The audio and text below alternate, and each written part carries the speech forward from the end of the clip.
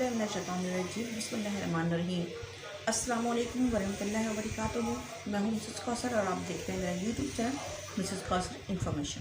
अगर आप मेरे चैनल पर नए हैं तो मेरे चैनल को सब्सक्राइब कीजिए, लाइक कीजिए, शेयर कीजिए और बेल आइकन के बटन को प्रेस कर दीजिए, यानी कि घंटी के बटन को दबा दीजिए, ताकि मेरी आइंदा आने वाली वीडियोज़ जो है वो आपको मिलती रहें और आप उसे इस्तेफ़ादा हासिल करते रहें।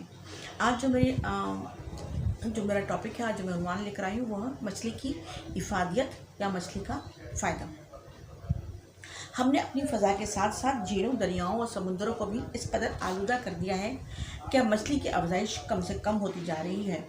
हमारे दरिया बारिश न होने से ज़्यादा हमारी नाक़िस मनसूबाबंदी की वजह से खुश्क हो रहे हैं। यही वजह है कि गाय भैंस के गोश्त की बनिस्बत मछली हमारे यहाँ महंगी है, जबकि दुनिया भर में वाइट मीट सस्ता होता है, यानी कि मुर्गी और मछली जो है वो सस्ती होती है।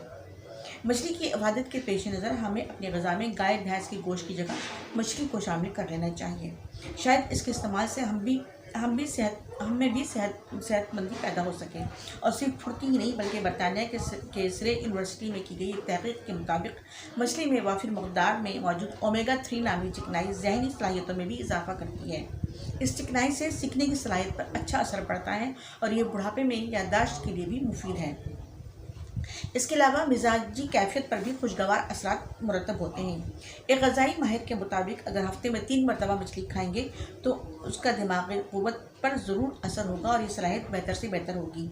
लेकिन अगर हफ्ते में 1 दिन मछली खाएंगे तो ये कम अज़ कम मौजूदा जहनी सलाहियत को कायम रखने में मदद देगी।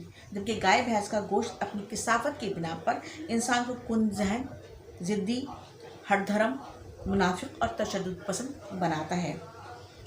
और यह अल्लाह की तहक़ीक़ के मुताबिक ज़्यादा गोश्त खोरी से फ़िक्र में दरिंदगी पैदा होती है।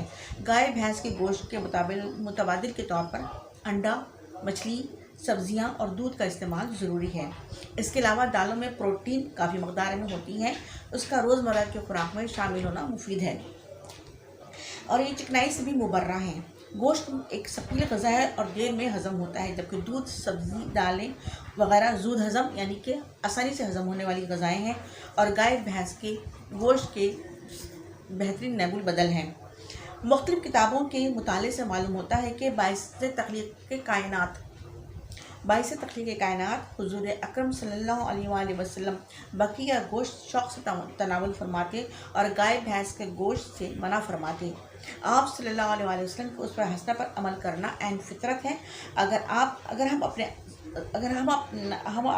अलैहि वसल्लम की इरशादात के मुताबिक चलेंगे तो फितरत